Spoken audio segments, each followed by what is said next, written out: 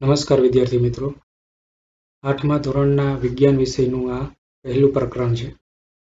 પ્રકરણનું નામ છે પાક ઉત્પાદન અને વ્યવસ્થાપન, એટલે કે ક્રોપ પ્રોડક્શન એન્ડ મેનેજમેન્ટ.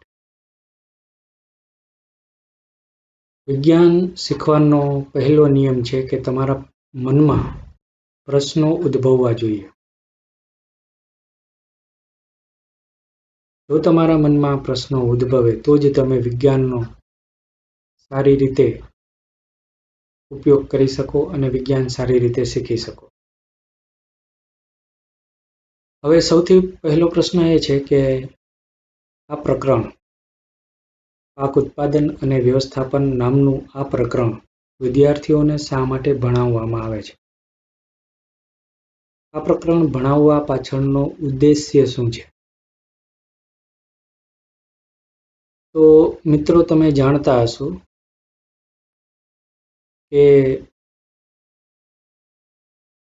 જે વિદ્યાર્થી મિત્રો ગામડામાં રહેતા હોય તે વિદ્યાર્થી મિત્રો ખેતીથી પરિચિત હોય જ છે, કારણ કે ભારતના લગભગ દરેક ગામડાનો મુખ્ય વ્યવસાય ખેતી છે. એટલે કે ગામડામાં રહેતા મોટા ભાગના લોકો ખેતી સાથે જોડાયેલા હોય છે. એટલે નાનપણથી જ બાળકો ખેતીના અલગ અલગ પ્રકારના સાધનો જોતા હોય છે અને ખેતરો પણ ગામડાની નજીક હોય છે, એટલે બાળકો ખેતરે પણ જતા હોય છે.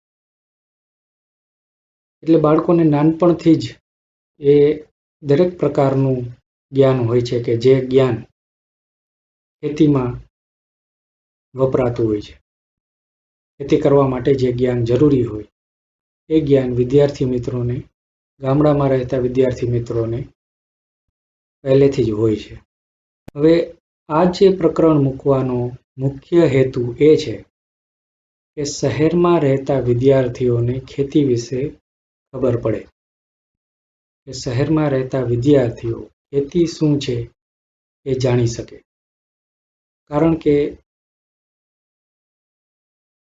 શહેરનો મુખ્ય વ્યવસાય ખેતી નથી અને ખેતરો શહેરથી ઘણા દૂર હોય છે. એટલે શહેરના વિદ્યાર્થીઓ પણ ગામડાના વિદ્યાર્થીઓની જેમ ક્યારેય અવારનવાર ખેતરની મુલાકાતે જઈ શકતા નથી, અથવા તો ક્યારેય ગયા જ હોતા નથી.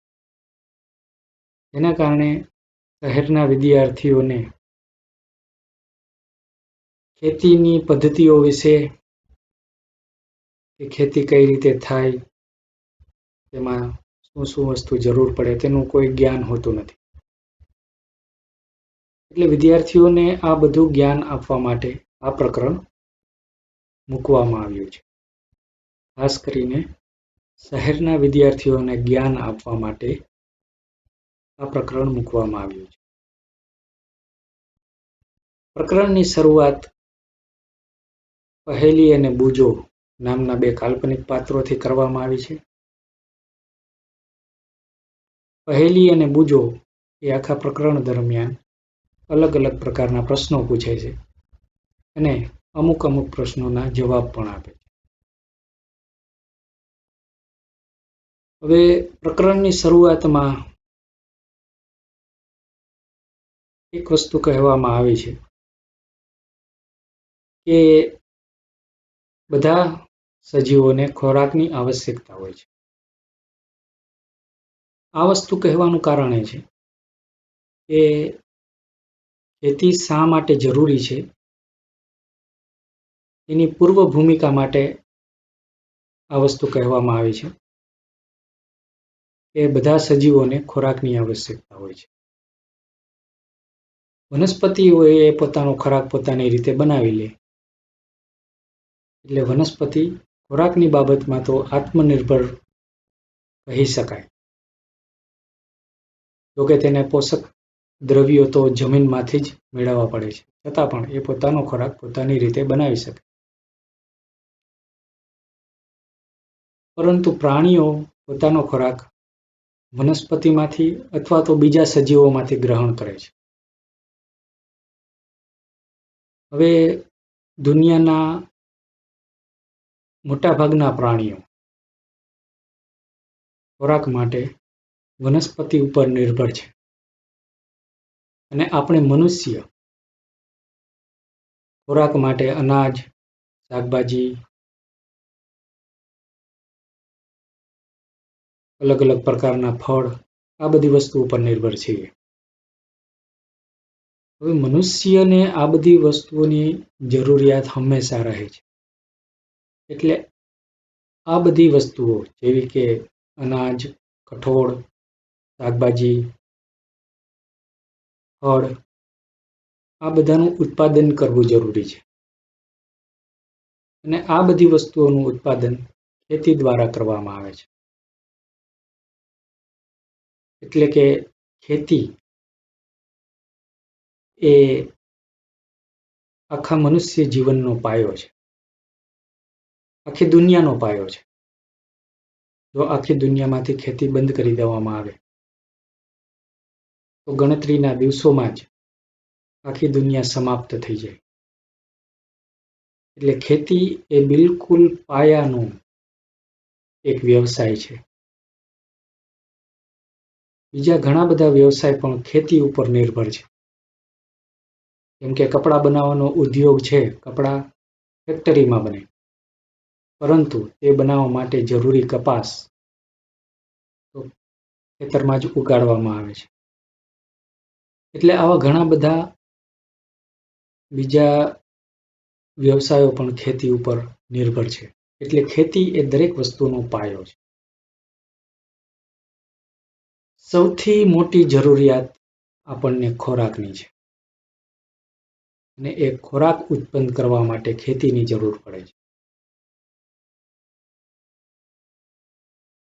હવે ખેતી કરવા માટે પણ અમુક ચોક્કસ પ્રકારની પદ્ધતિઓ અપનાવવામાં આવે છે. તો એ પદ્ધતિઓ વિશે આ પ્રકરણમાં માહિતી આપવામાં આવે છે. આ પ્રકરણ મોટે ભાગે માહિતી પ્રકારનું પ્રકરણ છે. એટલે આમાં એવી કોઈ વસ્તુ નથી કે જે સમજવામાં અઘરી પડે અથવા તો જેને વ્યવસ્થિત રીતે સમજાવવી પડે. અમુક પોઈન્ટ એવા છે કે જેનું ક્લેરિફિકેશન જરૂરી છે. બાકી તો આ આખું ચેપ્ટર તમે માત્ર એક વખત વાંચી જાઓ તો પણ તમને આવડી જશે અથવા તો યાદ રહી જશે. છતાં પણ આપણે આ પ્રકરણમાં સ્ટેપ બાય સ્ટેપ આગળ વધતા જઈએ. તો સૌથી પહેલા તો આપવામાં આવ્યું છે ખેત પદ્ધતિઓ એટલે કે એગ્રીકલ્ચર પ્રેક્ટિસ. આના ઉદાહરણમાં આપ્યું છે કે લગભગ 10,000 ઈસવીસન પૂર્વે મનુષ્ય ભટકતું જીવન જીવતો હતો. એ ખોરાક તેમજ રહેઠાણની શોધમાં સમૂહમાં એક સ્થાનેથી બીજા સ્થાને વિચરણ કરતો હતો. એટલે કે ઈસવીસન 10,000 વર્ષ પૂર્વે ખેતીની શરૂઆત થઈ નહોતી. ત્યારે મનુષ્ય તેને જે કંઈ પણ મળે એ ખાઈ લેતો હતો. તેની જરૂરિયાત પણ ઓછી હતી અને માનવની વસ્તી પણ ઓછી હતી અને એની સાપેક્ષમાં જંગલમાં ખોરાક ઘણો બધો હતો. ત્યારબાદ જેમ જેમ માણસોની વસ્તી વધતી ગઈ અને જેમ જેમ મનુષ્યની અંદર બુદ્ધિનો વિકાસ થતો ગયો તેમ તેમ મનુષ્યને એક વસ્તુનો ખ્યાલ આવવા માંડ્યો કે ખોરાકની શોધમાં દૂર દૂર ભટકવું એના કરતાં કોઈ એક જગ્યાએ રહીને પણ ખોરાકને વ્યવસ્થિત રીતે ઉગાડી શકાય છે. આ વસ્તુનો ખ્યાલ આવતા જ ખેતીની શરૂઆત થઈ. ત્યારબાદ મનુષ્ય કોઈ એક જગ્યાએ રહી અને જમીન ઉપર તેની પસંદગીના અમુક છોડ વાવી અને તેમાંથી ખોરાક મેળવતો થયો. આ રીતે ખેતીની શરૂઆત થઈ. શરૂઆતમાં તો કોઈ એવી પદ્ધતિઓ હતી નહીં, કોઈ ચોક્કસ પદ્ધતિઓ હતી નહીં. માત્ર મનુષ્ય થોડા ઘણા બીજ જમીન ઉપર નાખી અને તેની ઉગવાની રાહ જોઈ લેતો અને ત્યારે એ બીજ ઉગીને તેમાંથી જે કંઈ પણ અનાજ, શાકભાજી કે ફળ મળે તેનો ખોરાક તરીકે ઉપયોગ કરી લેતો. મતલબ કે કોઈ વ્યવસ્થિત રીતે ખેતી કરવાની કોઈ પદ્ધતિ હતી નહીં. ત્યારબાદ જેમ જેમ ખેતીનો વિકાસ થતો ગયો તેમ તેમ ધીમે ધીમે એક ચોક્કસ પદ્ધતિ અપનાવવામાં આવવા લાગી. ધીમે ધીમે મનુષ્ય કોઈ એક જ પ્રકારના છોડને ખૂબ મોટા જથ્થામાં ઉછેરવા માંડ્યો, જેને આપણે પાક કહીએ છીએ. તો ચેપ્ટરમાં આપવામાં પણ આવ્યું છે કે જ્યારે કોઈ એક પ્રકારના છોડને કોઈ સ્થાન પર મોટી માત્રામાં ઉગાડવામાં આવે તેને પાક કહે છે. એટલે કે આ જે વસ્તુ આપવામાં આવે છે એ પાકની વ્યાખ્યા છે કે ભાઈ પાક એટલે શું. તો આ વ્યાખ્યાની અંદર આ શબ્દ મહત્વનો છે. એક જ પ્રકારના આ શબ્દ ખૂબ મહત્વનો છે. જો આ શબ્દ ન હોય તો આખી વ્યાખ્યા ખોટી પડે. આ એક જ પ્રકારનાની બદલે જો અહીંયા અલગ અલગ પ્રકારના એવું લખી નાખો એટલે આ આખી વ્યાખ્યા ખોટી પડે. એટલે આ વ્યાખ્યાનો જે મેઇન શબ્દ છે એ શબ્દ છે એક જ પ્રકારનો, અલગ અલગ નહીં. અને બીજું, કોઈ એક સ્થાને અહીંયા કોઈ પણ એક લખવાની જરૂર હતી, પણ કોઈ સ્થાને લખેલું છે એ પણ ચાલે. તો એક જ પ્રકારના છોડને કોઈ સ્થાન પર મોટી માત્રામાં, આ બીજો મહત્વનો શબ્દ છે, મોટી માત્રામાં ઉગાડવામાં આવે તો તેને પાક કહે છે. એટલે આ બંને શબ્દો તો હોવા જ જોઈએ. જ્યારે તમે પાકની વ્યાખ્યા લખો અથવા તો બોલો ત્યારે આ બંને શબ્દો આ વ્યાખ્યાની અંદર આવી જવા જોઈએ. આ બંને શબ્દ વગર આ આખી વ્યાખ્યા ખોટી પડે. તો અહીંયા ઉદાહરણ પણ આપેલું છે કે ઘઉંનો પાક જે હોય તેનો અર્થ એવો થાય કે ખેતરમાં ઉછેરેલા બધા જ છોડ ઘઉંના છે. એટલે એ આ વ્યાખ્યા પ્રમાણેનું ઉદાહરણ છે. હવે જેમ આગળ વધીએ આ પ્રકરણમાં તેમ પાકના બે પ્રકાર આપવામાં આવે. પહેલા પાકની વ્યાખ્યા આપેલી છે કે પાક કોને કહેવાય, અને ત્યારબાદ પાકના બે પ્રકાર આપવામાં આવેલા છે કે ખરીફ પાક અને રવિ પાક. ખરીફ પાક કોને કહેવાય? જે પાકને વરસાદની ઋતુમાં રોપવામાં આવે. વરસાદની ઋતુમાં, આ શબ્દ મુખ્ય છે, તેને ખરીફ પાક કહેવામાં આવે. ભારતમાં વરસાદની ઋતુ કયા મહિનાથી કયા મહિના સુધી હોય છે એ પણ અહીં આપવામાં આવેલું છે. ભારતમાં વરસાદની ઋતુ સામાન્ય રીતે જૂન મહિનાથી લઈને સપ્ટેમ્બર સુધીની હોય છે. એટલે જે ખરીફ પાક હોય એ પાક જૂનથી લઈને સપ્ટેમ્બર મહિના સુધીમાં ઉછેરવામાં આવે છે. તમને કોઈ પ્રશ્ન એ રીતે પણ પૂછી શકે કે કયા મહિનામાં ખરીફ પાક લઈ શકાય. ભારતમાં વરસાદની ઋતુ જૂન મહિનાથી સપ્ટેમ્બર મહિના સુધી હોય છે. તો આ મહિનાઓ દરમિયાન ખરીફ પાક લઈ શકાય. ખરીફ પાક કયા કયા છે? તો પહેલું છે ડાંગર, બીજું છે મકાઈ, ત્રીજું છે સોયાબીન, ચોથું છે મગફળી અને પાંચમું કપાસ.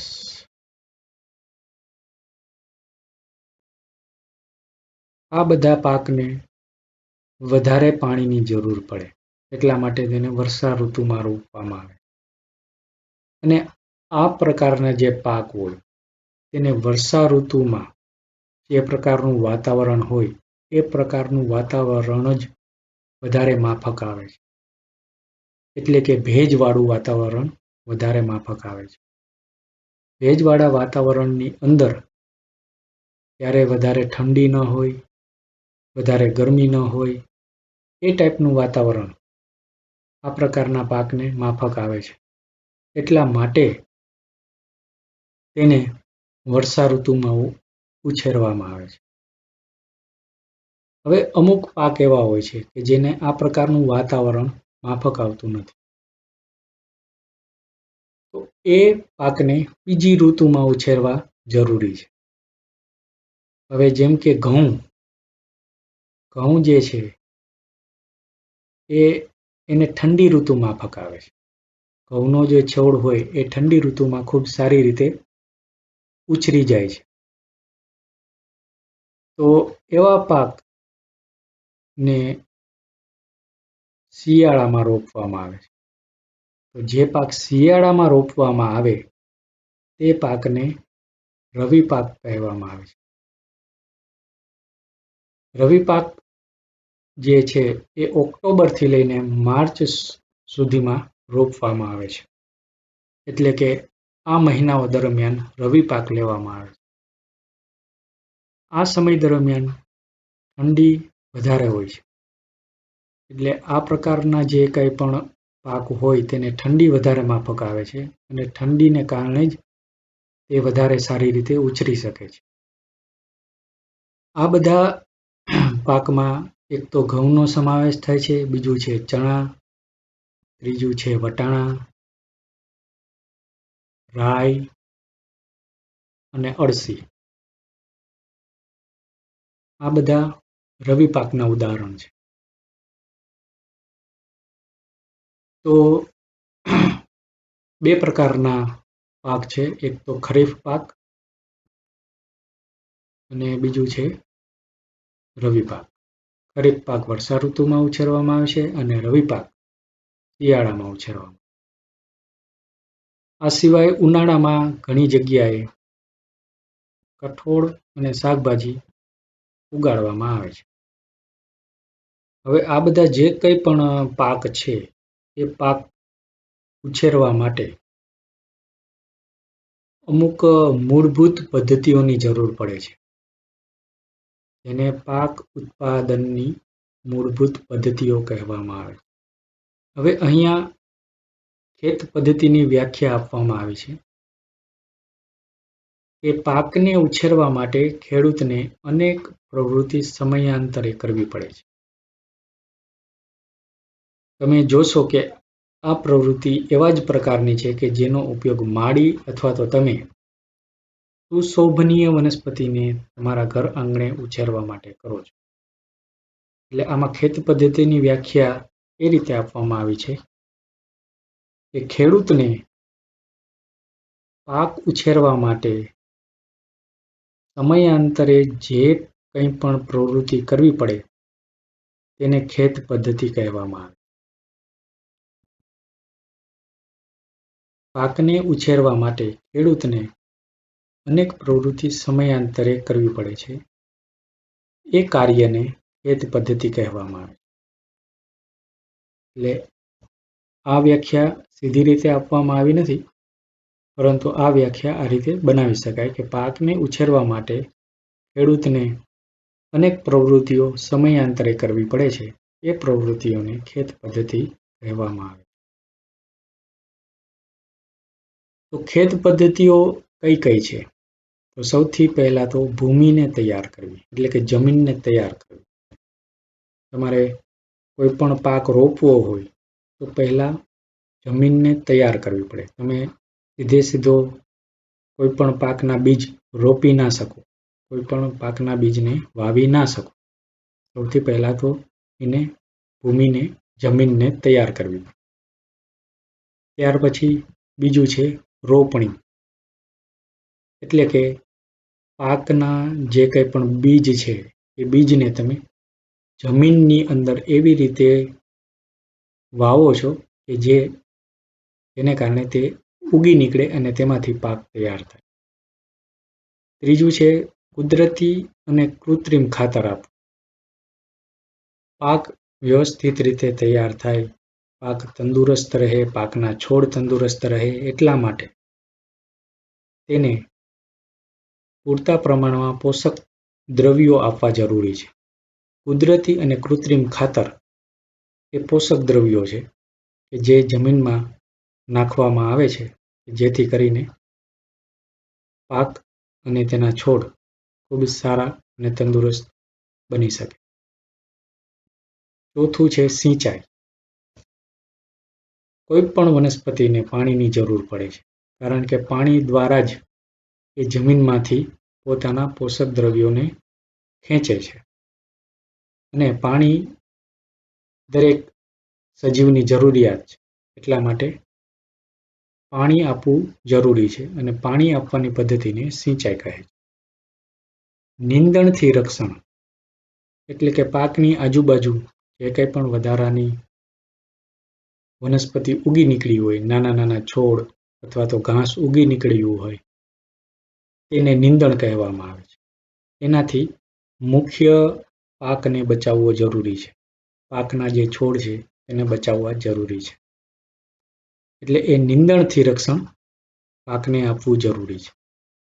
ત્યારબાદ લણણી, એટલે કે જ્યારે પાક તૈયાર થઈ જાય ત્યારે પાક કાપવાની જે પદ્ધતિ છે એને લણણી કહેવામાં આવે છે. પાક કાપી અને જ્યારે તેમાંથી દાણા છૂટા પાડવામાં આવે છે અને એ દાણાનો ત્યારબાદ સંગ્રહ કરવામાં, એટલે કે એ જે કંઈ પણ પાક તૈયાર થયો હોય તેનો સંગ્રહ કરવો પણ જરૂરી છે. તો આટલી પદ્ધતિ છે. આટલી પદ્ધતિ અપનાવ્યા પછી સંપૂર્ણ પાક તૈયાર થાય છે. તો હવે આ દરેકે દરેક જે કંઈ પણ પદ્ધતિ છે એ પદ્ધતિને આપણે વિગતવાર જોઈએ તો સૌથી પહેલું તો છે ભૂમિને તૈયાર કરવી, એટલે કે જમીન તૈયાર કરવી. જમીન શા માટે તૈયાર કરવી જોઈએ? જમીનને એટલા માટે તૈયાર કરવી જોઈએ કે તે મૂળને શ્વસન કરવામાં સહાય કરે છે.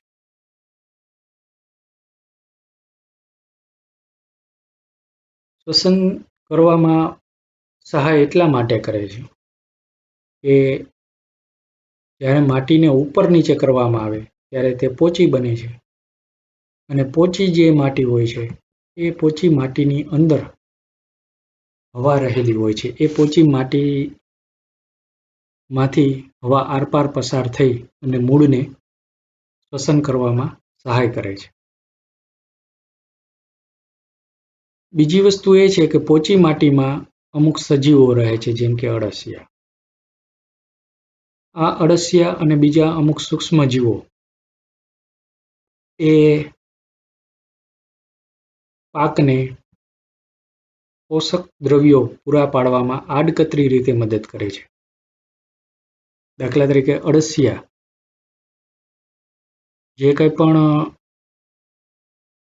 પાકનો અથવા તો વનસ્પતિનો કચરો હોય અથવા તો પ્રાણીઓનો સેન્દ્રિય કચરો હોય તે ખાય અને તેનું ખાતરમાં રૂપાંતર કરે છે. એવી જ રીતે સૂક્ષ્મજીવો પણ એ જ પ્રક્રિયા કરે છે અને એ પ્રક્રિયા દ્વારા એ જે ખાતર બનાવે એ ખાતર પાક માટે, પાકના છોડ માટે ખૂબ જ સારું હોય છે.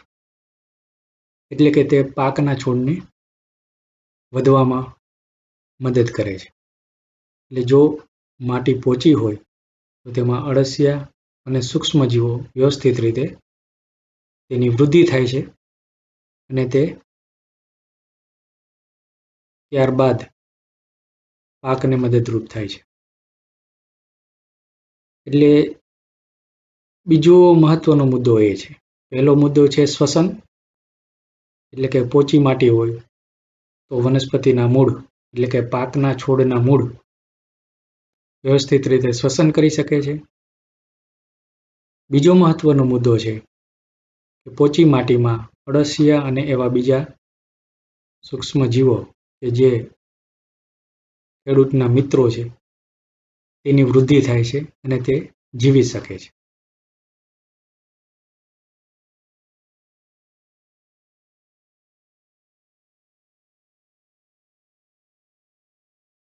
ત્રીજો મહત્વનો મુદ્દો એ છે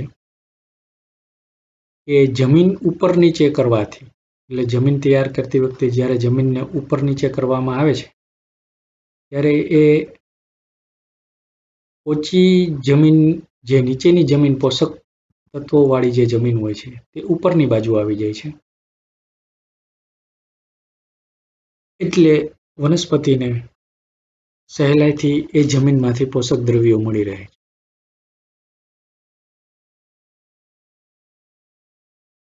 માટીને ઉપર નીચે અને પોચી કરવાની જે પ્રક્રિયા છે એને ખેડાણ કહે છે.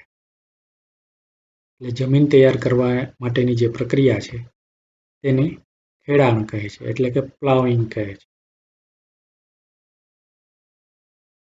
આ પ્રક્રિયામાં જે ઓજારનો ઉપયોગ થાય છે તેને હળ કહેવામાં આવે છે. હળ લાકડાનું પણ હોય છે અને લોખંડનું પણ બનેલું હોય છે.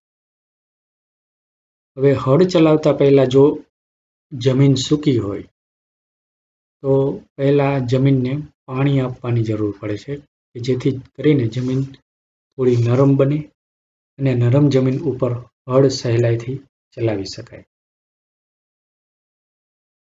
હળ ચલાવ્યા પછી, એટલે કે માટીને ઉપર નીચે કર્યા પછી જો એ માટીમાં ઢેફા હોય તો તેને પાટિયાની મદદથી તોડવા જરૂરી છે, જેને કારણે ખેતર એક સરખું, એટલે એક લેવલનું સમથળ થઈ જાય.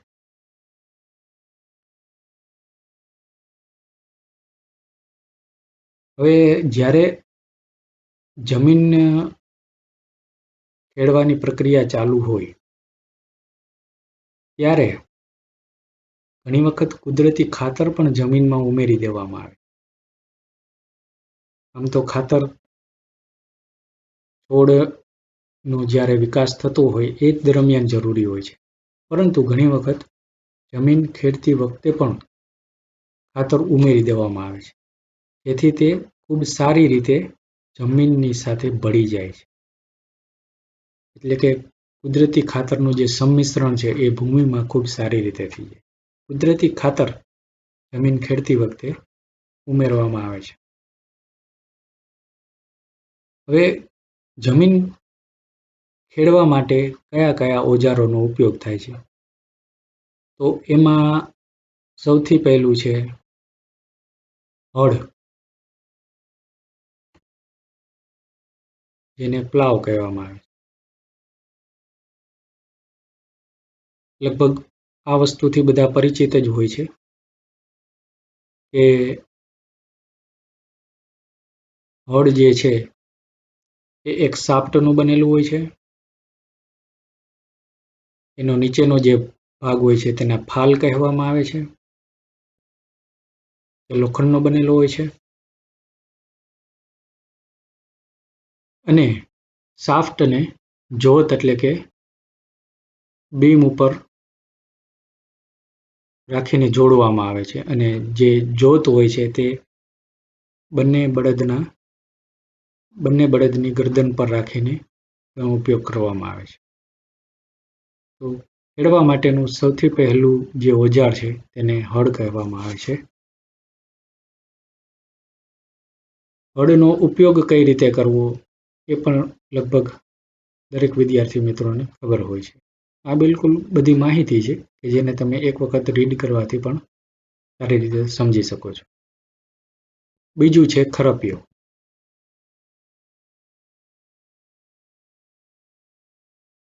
આ એક સરળ ઓજાર છે અને નીંદણને દૂર કરવા માટે અને જમીનને પોચી કરવા માટે વપરાય. આ ખરપિયાના બે ઉપયોગ છે. આ જે ખરપિયો છે આકૃતિમાં બતાવેલું છે, નીંદણ દૂર કરવા માટે અને જમીનને પોચી કરવા માટે, એટલે કે જમીન ખેડવા માટે. આ બંને વસ્તુઓ માટે ખરપિયાનો ઉપયોગ થાય છે. એની સંરચના પણ આકૃતિમાં બતાવેલી છે, જેમાં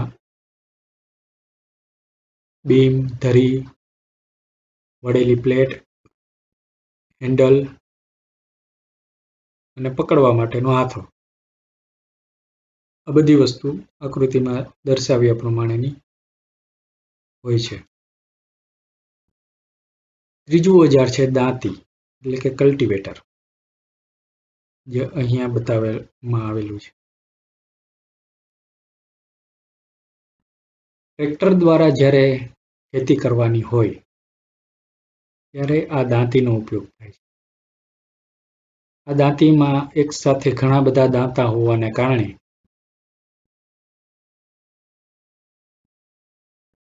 ખૂબ ઝડપથી જમીન ખેડી શકાય છે અને સમય અને શ્રમ બંનેની બચત થાય છે. હવે ખેડવાની પ્રક્રિયા જ્યારે પૂરી થાય ત્યાર પછીની પ્રક્રિયા છે વાવણી. વાવણી પાક ઉત્પાદનનો સૌથી મહત્વનો તબક્કો છે. વાવણી પહેલા સારી ગુણવત્તાવાળા સ્વચ્છ અને તંદુરસ્ત બીજની પસંદગી કરવામાં. એટલે કે વાવણીનો પહેલો તબક્કો છે એ છે બીજની પસંદગી. સારી ઉપજ માટે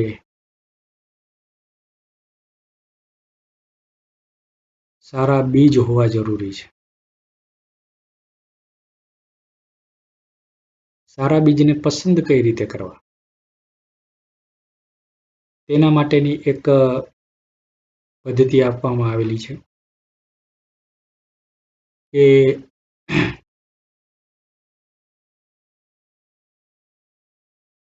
કોઈ પણ એક પાત્રમાં પાણી ભરી અને તેમાં બીજને નાખવામાં આવે છે. જે બીજ પાણી ઉપર તરવા લાગે એ બીજ ક્ષતિગ્રસ્ત હોય છે અને જે બીજ પાણીમાં તળિયે બેસી જાય તે સારા બીજ હોય છે. હવે તેનું કારણ એ છે કે જે ક્ષતિગ્રસ્ત બીજ હોય છે તે અંદરથી પોલા હોય છે, જેને કારણે તે પાણીની સપાટી ઉપર તરવા લાગે છે. જ્યારે તંદુરસ્ત બીજ એટલે કે સારા બીજ અંદરથી પોલા હોતા નથી, તે નકોર હોય છે, જેને કારણે તેનું વજન વધારે હોય છે. એને કારણે તે પાણીમાં તળિયે બેસી જાય છે. એટલે આ સૌથી સરળ પદ્ધતિ છે સારા બીજ શોધી કાઢવા માટે. તો બીજની પસંદગી કર્યા પછી ની પ્રક્રિયા હોય છે બીજને રોપવાની. તો બીજને રોપવા માટેના જે પરંપરાગત ઓજાર છે એ પરંપરાગત ઓજારમાં એક ગળણી જેવું ગળણીના આકારનું એક સાધન હોય છે કે જેની નીચે એની નળી ખૂબ લાંબી હોય છે અને તે હળ સાથે જોડાયેલી હોય છે.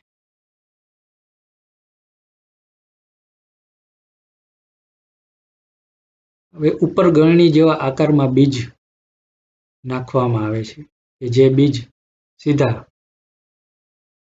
ગળણીની નળી વાટે સીધા જમીનની અંદર પહોંચી શકે એ રીતની આખી વ્યવસ્થા કરવામાં આવેલી હોય છે. જેમ બળદ આગળ ચાલતા જાય તેમ હળ જમીનમાં ખૂંચતું જાય અને તેની સાથે તેની પાછળના ભાગમાં જે ગળણીની નળી હોય તેના દ્વારા બીજ જમીનમાં રોપાતા જાય છે. આ સૌથી સીધું, સાદું અને સિમ્પલ ઓજાર છે વાવણી કરવા માટે. ત્યાર પછી બીજું ઓજાર છે વાવણીઓ. વાવણીઓ જે છે એ પણ જે આગલા આપણે ગળણી વાળું જે સાધન છે એના જેવું જ છે, પણ આમાં વાવણિયામાં એક સાથે ઘણા બધા પોઈન્ટ હોય છે કે જેનાથી બીજને જમીનમાં પહોંચાડી શકાય છે. આ વાવણિયાને સીડ ડ્રીલ પણ કહેવામાં આવે છે. એની દાંતીમાં આ બધી દાંતીઓ પોલી હોય છે. આ પોલી દાંતીઓ વાટે સીધા બીજ જમીનમાં અંદર પહોંચી જાય છે. બીજ આ નળી વાટે વાવણિયાની અંદર આવે છે અને ત્યારબાદ આ બધી નળીઓ વાટે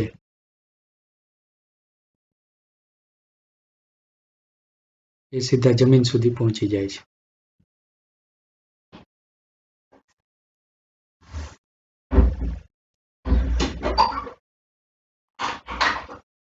વાવણી વખતે સૌથી મહત્વની વસ્તુ એ છે કે બીજ માટીથી ઢંકાયેલું રહેવું જોઈએ. જો માટીથી બીજ ઢંકાયેલું ન રહે તો પક્ષીઓ બીજને ચણી જાય છે. એટલે બીજ માટીથી ઢંકાયેલું હોવું જરૂરી છે. અને બીજી વસ્તુ એ કે જો બીજ માટીથી ઢંકાય તો જ તેમાં અંકુર ફૂટે છે. એટલે વાવણી કરતી વખતે આ વસ્તુ ખૂબ જ મહત્વની છે કે બીજ માટીથી ઢંકાયેલું રહેવું જોઈએ. બીજી વસ્તુ મહત્વની એ છે કે બે છોડ વચ્ચે વ્યવસ્થિત અંતર રહેવું જોઈએ. તમે એક બીજ જે જગ્યાએ વાવ્યું તેનાથી થોડે દૂર બીજું બીજ વાવવું જરૂરી છે. બિલકુલ નજીક બીજ વાવવાથી પાકના છોડને વ્યવસ્થિત રીતે પોષક દ્રવ્યો મળતા નથી. જો બે બીજ વચ્ચે અંતર સારું એવું વ્યવસ્થિત પ્રમાણમાં હોય તો એ દરેક બીજને એટલી જમીન મળી રહે કે તેમાંથી તે પોતાના પોષક દ્રવ્યો મેળવી શકે. એટલે બે બીજના રોપવા વચ્ચે એક આવશ્યક અંતર હોવું જરૂરી છે. જો આવશ્યક અંતર હોય તો દરેક છોડને વ્યવસ્થિત સૂર્યપ્રકાશ પણ મળી રહે. એટલે વાવણી કરતી વખતે બે વસ્તુની ખાસ જરૂર પડે છે. એક તો બીજ માટીથી ઢંકાયેલું હોવું જોઈએ અને બીજું કે બે છોડ વચ્ચે આવશ્યક અંતર રહેવું જોઈએ. ત્યાર પછીની બાબત છે એ છે કુદરતી અને કૃત્રિમ ખાતર ઉમેરવું. વનસ્પતિના તંદુરસ્ત વિકાસ માટે પોષક દ્રવ્ય સ્વરૂપે જે પદાર્થોને માટીમાં ઉમેરવામાં આવે છે તેને કુદરતી ખાતર અને કૃત્રિમ ખાતર કહે છે. તો અહીંયા સૌથી પહેલો શબ્દ એ છે કે તંદુરસ્ત વિકાસ. શા માટે કુદરતી અથવા તો કૃત્રિમ ખાતર ઉમેરવામાં આવે છે? તો એનો જવાબ છે વનસ્પતિના તંદુરસ્ત વિકાસ માટે. જે પાકના છોડ હોય તેનો વિકાસ તંદુરસ્ત રીતે થાય અને તેને પોષક દ્રવ્યો પૂરતા પ્રમાણમાં મળી રહે એટલા માટે માટીમાં ઉમેરવામાં આવે છે કુદરતી ખાતર અથવા તો કૃત્રિમ ખાતર.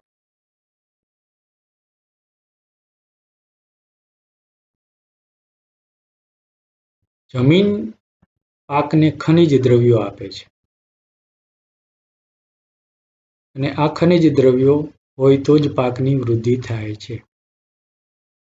કેટલાક ખેડૂતો ખેતરમાં એક પછી બીજો અને બીજા પછી ત્રીજો એમ વારાફરતી પાક ઉછેરે છે. જેને કારણે ખેતરમાં પોષક દ્રવ્યોની તંગી સર્જાય છે. માટીમાં પોષક દ્રવ્યો જો ઓછા થઈ જાય તો એક ક્ષતિ પૂરી કરવા માટે ખેડૂત ખેતરમાં કુદરતી ખાતર નાખે છે. આ પ્રક્રિયાને ખાતર આપવાની પ્રક્રિયા કહે છે. હવે તમને કોઈ પ્રશ્ન પૂછવામાં આવે કે ખાતર આપવાની ક્રિયા કોને કહેવામાં આવે છે, તો આ એનો જવાબ છે. પોષક દ્રવ્યો ઓછા થઈ ગયા હોવાને કારણે પોષક દ્રવ્યોની ક્ષતિ પૂરી કરવા માટે ખેડૂત ખેતરમાં કુદરતી ખાતર આપે છે. આ પ્રક્રિયાને ખાતર આપવાની પ્રક્રિયા કહે છે. જો વ્યવસ્થિત રીતે ખાતર આપવામાં ન આવે તો પાકના છોડને પૂરતા પ્રમાણમાં પોષક દ્રવ્યો મળતા નથી, એટલે છોડ નબળા પડી જાય છે. કુદરતી ખાતર એટલે શું અને કૃત્રિમ ખાતર એટલે શું, એના વિશે પણ જાણવું જરૂરી છે. જે કુદરતી ખાતર છે એ એક કાર્બનિક જૈવિક પદાર્થ છે. એ વનસ્પતિ અથવા પ્રાણીઓના વિઘટનથી પ્રાપ્ત થાય છે. ખેડૂત વનસ્પતિ તેમજ પ્રાણીના નકામા દ્રવ્યોને એક ખાડામાં એકઠા કરી તેનું વિઘટન થવા માટે ખુલ્લા છોડી દે છે. વિઘટન કેટલાક સૂક્ષ્મજીવો દ્વારા પણ થાય છે અને વિઘટિત પદાર્થને, જે વિઘટન થયું હોય તે પદાર્થને ખાતર તરીકે ઉપયોગ કરવામાં આવે છે. આના માટે અળસિયાનો પણ ઉપયોગ થાય છે.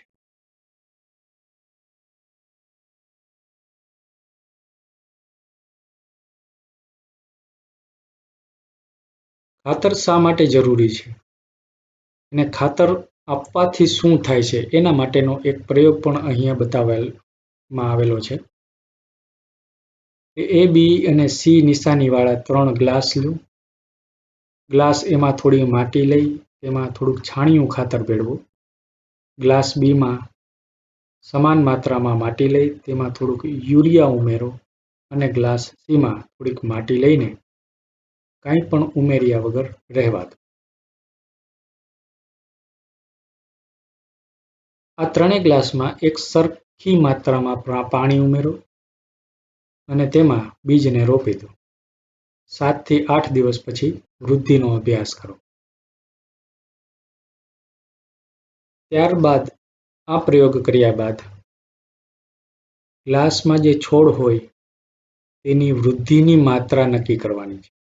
કે ત્રણેય ગ્લાસમાં જે છોડ છે તેની વૃદ્ધિ કઈ રીતે અને કેટલા પ્રમાણમાં થઈ છે. જે ગ્લાસમાં તમે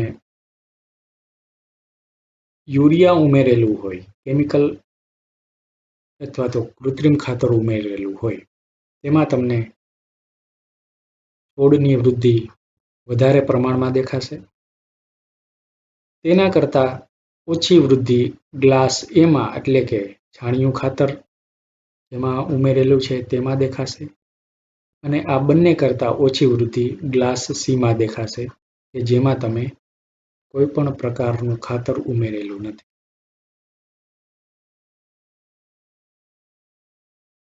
હવે કુદરતી ખાતર વિશે આપણે જોયું.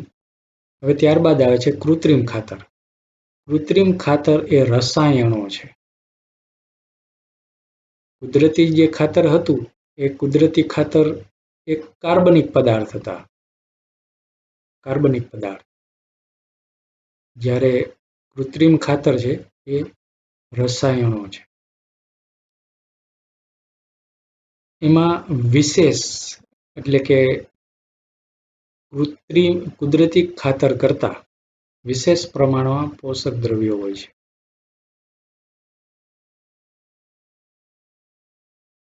આ કૃત્રિમ ખાતરનું ઉત્પાદન કારખાનામાં કરવામાં આવે. એના ઉદાહરણ છે urea, ammonium sulphate, superphosphate, potash અને NPK એટલે કે નાઇટ્રોજન, ફોસ્ફરસ અને પોટેશિયમ. કૃત્રિમ ખાતર સારી ઉપજ માટે ખૂબ સારું છે, પરંતુ તેનો જો અત્યંત વધારે ઉપયોગ કરવામાં આવે તો જમીનની ફળદ્રુપતામાં ઘટાડો થઈ જાય છે, જલ પ્રદૂષણ થાય છે. એટલે સૌથી સારું તો એ છે કે કુદરતી ખાતરનો ઉપયોગ કરવો જોઈએ, પરંતુ વધારે પાક લેવા માટે ખેડૂતો મોટે ભાગે કૃત્રિમ ખાતરનો ઉપયોગ વધારે કરતા હોય છે.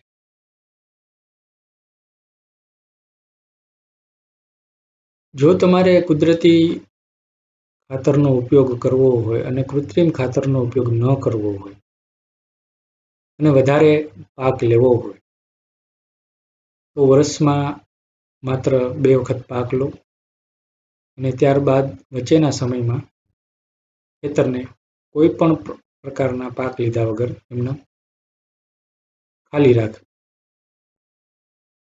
રાખો. ખાલી રાખવાથી જમીનની અંદર ધીમે ધીમે સૂક્ષ્મજીવોને કારણે પોષક દ્રવ્યોની વૃદ્ધિ થાય છે. કુદરતી ખાતરના ઉપયોગથી જમીનના બંધારણ તેમજ જલ સંગ્રહમાં વધારો થાય અને તેનાથી જમીનમાં બધા જ પોષક તત્વોની પૂર્તિ થાય છે.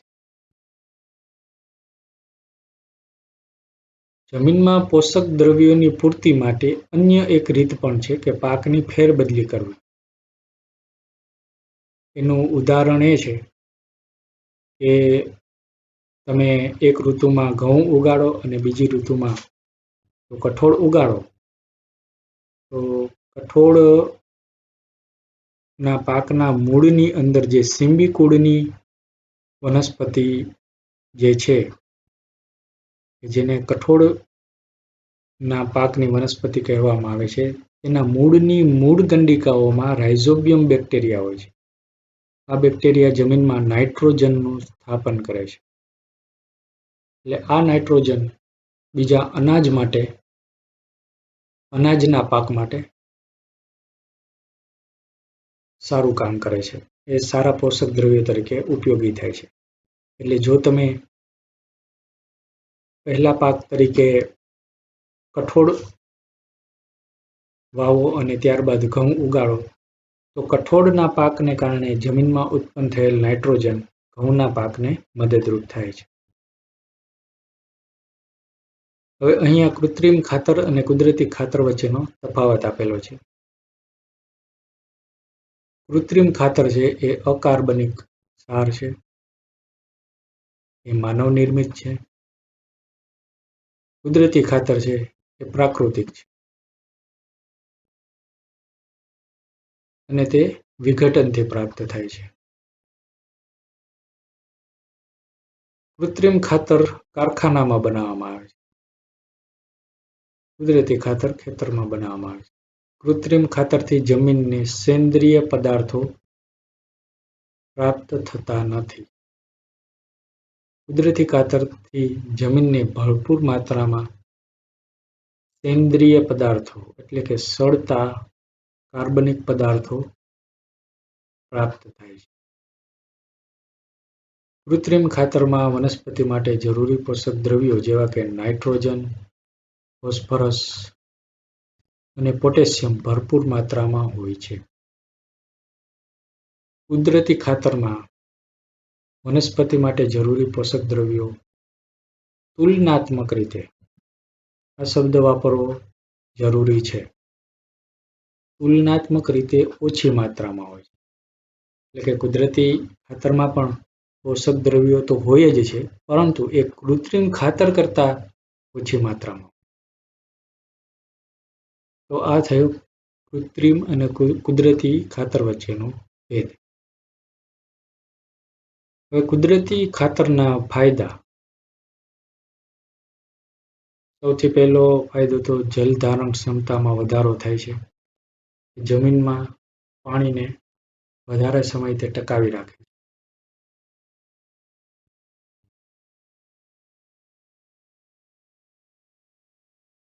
કુદરતી ખાતરથી જમીન છિદ્રાળુ થઈ જાય છે, એટલે કે જમીન પોચી રહે છે. પોચી જમીન રહેવાને કારણે વાયુ વિનિમય એટલે કે ઓક્સિજન વનસ્પતિના પાકને એટલે કે પાકના છોડને સહેલાઈથી મળી રહે છે. સૂક્ષ્મ જીવોમાં વધારો થાય છે અને જમીનના બંધારણમાં સુધારો થાય છે. ખાતર પછીની જે પદ્ધતિ છે એ છે સિંચાઈ. પૃથ્વી પર રહેતા દરેક સજીવને પાણીની જરૂર રહે છે. વનસ્પતિના વિકાસ માટે પણ પાણી મહત્વનું છે. પાણી વગર વનસ્પતિનો વિકાસ શક્ય નથી. તો પાણી કઈ રીતે આપવું એ મહત્વનું છે. વનસ્પતિના મૂળ દ્વારા પાણીનું શોષણ થાય છે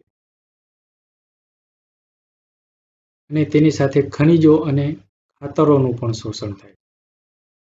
એટલે કે જો પાણી ન આપવામાં આવે તો ખનિજ અને ખાતર ને એવા બીજા દરેક પ્રકારના પોષક દ્રવ્યો વનસ્પતિને મળતા નથી, કારણ કે આ દરેક પ્રકારના પોષક દ્રવ્યો પાણીમાં ઓગળ્યા પછી જ વનસ્પતિ તેને શોષી શકે છે. એટલે પાણીની જરૂરિયાત સૌથી મહત્વની છે. વનસ્પતિમાં પણ લગભગ 90% પાણી હોય છે. જ્યારે બીજને વાવવામાં આવે ત્યારથી લઈને પાક તૈયાર થાય ત્યાં સુધી પાણીની જરૂર રહે છે. બીજનું અંકુરણ શુષ્ક પરિસ્થિતિમાં થતું નથી અને જ્યારે પાકનો છોડ મોટો થાય ત્યારે ખનિજોનું વહન પણ પાણીને કારણે જ થાય છે. પાણી પાકને ઠંડીથી રક્ષણ આપે છે અને ગરમ હવાથી રક્ષણ આપે છે. બીજું કે તે જમીનમાં ભેજ જાળવી રાખે છે. એટલે ખેતરમાં નિયમિત રૂપે પાણી આપવું આવશ્યક. સમયાંતરે પાણી પૂરું પાડવાની પ્રક્રિયાને સિંચાઈ કહે છે. અહીંયા સિંચાઈની વ્યાખ્યા આપેલી છે કે સિંચાઈ એટલે શું? તો સમયાંતરે ખેતરમાં પાણી પૂરું પાડવાની પ્રક્રિયાને સિંચાઈ કહેવામાં આવે. સિંચાઈનો સમય અને તેની માત્રા એટલે કે કેટલા સમય પછી પાણી છોડને આપવું અને કેટલા પ્રમાણમાં આપવું એ પાકનો જે પ્રકાર હોય તેના ઉપર, જમીન કયા પ્રકારની છે તેના ઉપર અને ઋતુ પ્રમાણે હોય. ઉનાળામાં પાણી આપવાની માત્રા વધારે હોય છે. આપણે પણ ઉનાળામાં પાણી વધારે પીવું પડે છે. એ રીતે છોડને પણ ઉનાળામાં પાણી વધારે આપવું પડે છે. અહીંયા પ્રશ્ન પૂછેલો છે અને પ્રશ્નમાં જ જવાબ આપી દીધેલો છે કે શું જમીન અને પર્ણો દ્વારા બાષ્પીભવનનો દર વધારે હોવાથી આવું થઈ શકે? એટલા માટે ઉનાળામાં પાણી વધારે આપવું પડે? તો હા, જ્યારે પર્ણ એટલે કે પાંદડા અને જમીનમાં પાણીનું બાષ્પીભવન વધારે થાય, એટલે જ્યારે છોડ જમીનમાંથી પાણી શોષે તેનો દર ઓછો હોય અને બાષ્પીભવનનો દર ઉનાળામાં વધારે હોય છે. એટલે પાણી ઝડપથી જમીનમાંથી બાષ્પીભવન દ્વારા વરાળ થઈને ઉડી જાય છે. એવી જ રીતે છોડની અંદર પહોંચેલું પાણી પણ ખૂબ ઝડપથી પર્ણો દ્વારા બાષ્પીભવન થઈ જાય છે. એટલે વારે છોડને પાણી આપવું જરૂરી છે. એટલે ઉનાળામાં પાણી આપવાની માત્રા વધારે હોય છે. હવે સિંચાઈના સ્ત્રોત કયા છે, એટલે કે કઈ વસ્તુઓ દ્વારા તમે છોડને પાણી આપી શકો? તો સિંચાઈના સ્ત્રોત એટલે પાણી તમે ક્યાંથી મેળવશો? તો એમાં પહેલું છે કુવાઓ, જે તમે ઘણી વખત જોયા હશે કે ખૂબ જ ઊંડા કુવાઓ ખેતરમાં બનાવેલા હોય છે, જે ખૂબ જ પહોળા હોય છે. બીજું છે બોર કૂવાઓ. બોર કૂવાઓ એટલે કે એકદમ સાંકડો એક મોટો પાઇપ અંદર જાય એ પ્રકારના બોર કૂવાઓ હોય છે. તળાવો, સરોવર, નદીઓ અને ડેમ અને નહેર આ બધા પાણીના સ્ત્રોત છે. સિંચાઈની પરંપરાગત રીતો એટલે સિંચાઈ માટેની જો કૂવો હોય તો તેમાંથી પાણીને બહાર કાઢી અને ખેતરમાં આપવું જરૂરી છે. તો એ પ્રક્રિયા કઈ કઈ વસ્તુઓ દ્વારા થાય છે? તો એક તો મોટ કે જેને ગરગડીયુક્ત વ્યવસ્થા કહેવામાં આવે છે. બીજું ચેઇન પંપ, ઢેકલી અને રેટ.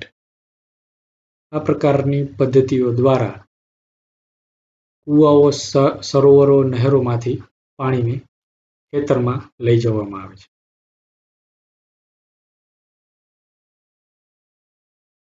આ સિવાય પંપનો પણ ઉપયોગ કરવામાં આવે છે અને પંપ ચલાવવા માટે ડીઝલ, બાયોગેસ, વિદ્યુત ઉર્જા અને સૌર ઉર્જાનો ઉપયોગ કરવામાં આવે છે. દરેક જગ્યાએ પૂરતા પ્રમાણમાં પાણી ઉપલબ્ધ હોતું નથી, એટલે પાણીનો કરકસરપૂર્ણ ઉપયોગ કરવો જરૂરી છે. આ કરકસરપૂર્ણ ઉપયોગ કરવા માટે આધુનિક સિંચાઈ પદ્ધતિઓનો ઉપયોગ કરવામાં આવે છે. આધુનિક સિંચાઈ પદ્ધતિઓ બે પ્રકારની છે, એક તો ફુવારા પદ્ધતિ અને એક ટપક પદ્ધતિ. ફુવારા પદ્ધતિમાં આખા ખેતરમાં પાઇપ બિછાવી અને એ પાઇપમાં કાટખૂણે નોઝલો લગાડવામાં આવે છે અને તેમાંથી ફુવારા રૂપે પાણીને ખેતર ઉપર વરસાવવામાં આવે છે. આ પદ્ધતિ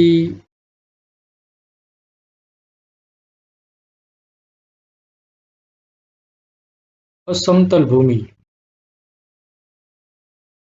જે જગ્યાએ હોય ત્યાં વધારે ઉપયોગ થાય છે. ફુવારા પદ્ધતિ ઘાસવાળી જમીન, કોફીના વૃક્ષ અને બીજા કેટલાક પાક માટે ઉપયોગી છે. ત્યારબાદ છે ટપક પદ્ધતિ. આ પદ્ધતિ વડે પાણી ટીપે ટીપે સીધું છોડના મૂળમાં પડે છે, એટલે એને ટપક પદ્ધતિ કહેવામાં આવે છે. ફળના બગીચા, ફળના જે વૃક્ષ હોય તેને આ પ્રકારે પાણી આપવામાં આવે છે. આ પદ્ધતિથી પાણીનો વ્યય થતો નથી, એટલે કે ઓછા પાણીએ વધુ પાક લઈ શકાય છે. પાણીની અછતવાળા વિસ્તારોમાં આ પદ્ધતિ એક વરદાન સ્વરૂપ છે. ત્યાર પછીની ખેત પદ્ધતિ છે નીંદણથી રક્ષણ. નીંદણ એટલે કે અનૈચ્છિક અને બિનજરૂરી છોડ. અનૈચ્છિક અને બિનજરૂરી છોડને નીંદણ કહેવામાં. એની વ્યાખ્યા આ રીતે છે કે ખેતરમાં કેટલાક અન્ય અનૈચ્છિક બિનજરૂરી છોડ કુદરતી રીતે પાકની સાથે ઉગી નીકળે છે. આવા અનૈચ્છિક અને બિનજરૂરી છોડને નીંદણ કહે છે. નીંદણ દૂર કરવાની ક્રિયાને નિંદામણ કહે છે. નિંદામણ એટલા માટે આવશ્યક છે કે જે નીંદણના જે છોડ હોય છે તે છોડ મુખ્ય પાકના છોડનું પાણી, પોષક દ્રવ્ય, જગ્યા અને આ પ્રકાશ આ બધા માટે હરીફાઈ કરે છે. ઘણા ઝેરી પણ હોય છે. એટલે જો આ નીંદણના છોડ મુખ્ય પાકના છોડની આજુબાજુ ઉગી નીકળે તો એ મુખ્ય છોડનું પાણી શોષી લે છે, એના પોષક દ્રવ્યો શોષી લે છે, તેની જગ્યા પણ રોકી લે છે અને પ્રકાશ પણ, અને અમુક વખતે તે મુખ્ય છોડને ઢાંકી દે છે, જેને કારણે તેને પ્રકાશ પણ મળતો નથી. એટલે આ રીતે નીંદણ દૂર કરવું જરૂરી છે. નીંદણ દૂર કરવા માટેની ઘણી બધી અલગ અલગ પદ્ધતિઓ હોય છે. ખેતરમાં ખેડ દ્વારા નીંદણ દૂર કરવામાં આવે છે. તેને કારણે નીંદણ સુકાઈને મરી જાય છે અને માટીમાં ભળી જાય છે. બીજી પદ્ધતિ છે કે નીંદણને જમીનની નજીકથી કાપવામાં આવે છે અથવા તો મૂળ સહિત ઉખેડી નાખવામાં આવે છે. આ કાર્ય માટે ખૂરપી અથવા વાવણિયાની મદદ લેવામાં આવે છે. આ સિવાય અમુક રસાયણો પણ ઉપયોગ કરવામાં આવે છે, જેને નીંદણનાશક કહેવામાં આવે છે. ખેતરમાં નીંદણનો નાશ કરવા માટે આવા પ્રકારના રસાયણોનો છંટકાવ કરવામાં આવે, જેથી નીંદણ નાશ પામે છે, પરંતુ પાકને નુકસાન થતું નથી.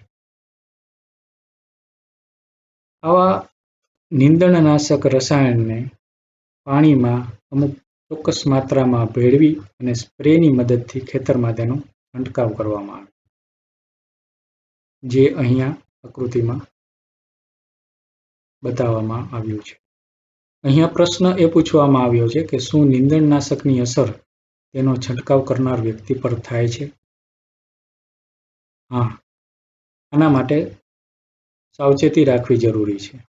નીંદણનાશક રસાયણો ઝેરી હોવાને કારણે તેની અસર તેને છંટકાવ કરતી વ્યક્તિ પર પણ થાય છે. તેથી સાવધાની રાખવી ખૂબ જરૂરી છે. આ સાવધાની રાખવા માટે છંટકાવ કરતી વખતે પોતાનું મુખ અને નાક કપડાથી ઢાંકી દેવું જોઈએ.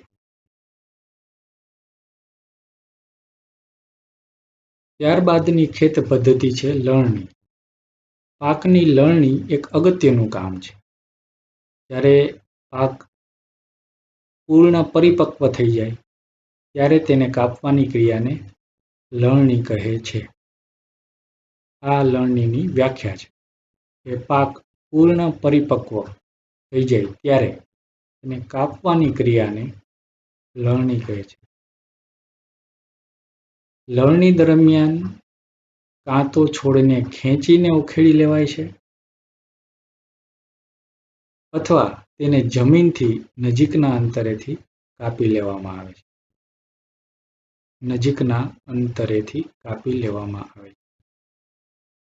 એક અનાજ પાકને પરિપક્વ થતા 3 થી 4 મહિના લાગે. લણણી કરવા માટેનું જે ઓજાર છે એ ઓજારને દાંતરડું કહેવામાં આવે છે. અને ઘણી જગ્યાએ મશીનનો પણ ઉપયોગ કરવામાં આવે છે અને એ મશીનને હાર્વેસ્ટર કહેવામાં આવે છે.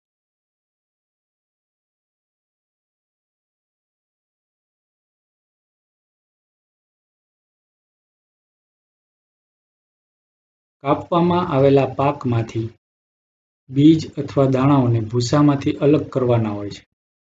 તેને થ્રેશિંગ કહેવામાં આવે છે. આ બંને કાર્ય જે મશીન દ્વારા કરવામાં આવે તેને કમ્બાઈન મશીન કહેવામાં આવે. એટલે કે કમ્બાઈન મશીન દ્વારા પાકને કાપવાનું અને સાથે સાથે દાણામાંથી ભૂસામાંથી દાણા અલગ કરવાનું કામ પણ કરવામાં આવે. આ બંને કામ જે મશીન એક સાથે કરતું હોય તેને કમ્બાઈન મશીન કહેવામાં આવે. એટલે કે એ હાર્વેસ્ટર અને થ્રેશર એ બંનેનું સંયુક્ત સ્વરૂપ છે. કમ્બાઈન મશીન એ હાર્વેસ્ટર અને થ્રેશરનું સંયુક્ત સ્વરૂપ છે. ત્યાર પછીની ખેત પદ્ધતિ છે સંગ્રહ. સંગ્રહ એક મહત્વપૂર્ણ કાર્ય છે. જો લણેલા પાકને વધારે સમય સુધી રાખવાના હોય તો તેને ભેજ, કીટક, ઉંદર અને સૂક્ષ્મજીવોથી સુરક્ષિત રાખવા જરૂરી છે. જો લણેલા પાકના દાણાઓને સૂકવ્યા વગર જ સંગ્રહ કરવામાં આવે તો તેને બગડવાની અથવા સૂક્ષ્મજીવો દ્વારા નષ્ટ થવાની તથા બીજાંકુરણ માટે બિનઉપયોગી થવાની શક્યતા રહે. એટલે કે બીજને તાપમાં સૂકવવા જરૂરી છે, જેને કારણે બીજમાં ભેજની માત્રામાં ઘટાડો થાય છે. કીટક, ઉપદ્રવી જીવાત, બેક્ટેરિયા અને ફૂગથી પણ તેને કારણે રક્ષણ મળે છે. ખેડૂત સંગ્રહ કરવા માટે કોથળાઓનો ઉપયોગ કરે છે. ધાતુના મોટા પીપળાઓનો ઉપયોગ કરે છે અને મોટા પાયા પર સંગ્રહ કરવા માટે સાયલોનો ઉપયોગ કરે છે. અહીંયા આકૃતિમાં બતાવવામાં આવેલું છે કે ખૂબ જ મોટા સંગ્રહ સ્થાનોને સાયલો કહેવામાં આવે છે. તો આ થઈ બધી ખેત પદ્ધતિઓ. પ્રાણીઓ દ્વારા પણ ખોરાક મળે છે. પ્રાણીઓ દ્વારા દૂધ મળે છે અને બીજી બધી પ્રાણી પેદાશ મળે છે. સમુદ્રમાંથી માછલી મળે છે, જેનો પણ લોકો ખોરાક તરીકે ઉપયોગ કરે છે. તો આ બધી વસ્તુઓ આ પ્રકરણમાં શીખવવામાં આવી, કે જેમાં સૌથી મહત્વનું છે ખેત પદ્ધતિઓ. એમાં આપણે વિવિધ પ્રકારની ખેત પદ્ધતિઓનો અભ્યાસ કર્યો. આ લેક્ચરમાં બસ આટલું જ. ફરીથી મળશું પ્રકરણ 2માં અને ત્યારબાદ આપણે વિસ્તૃત ચર્ચા કરીશું પ્રકરણ 2 વિશે. નમસ્કાર.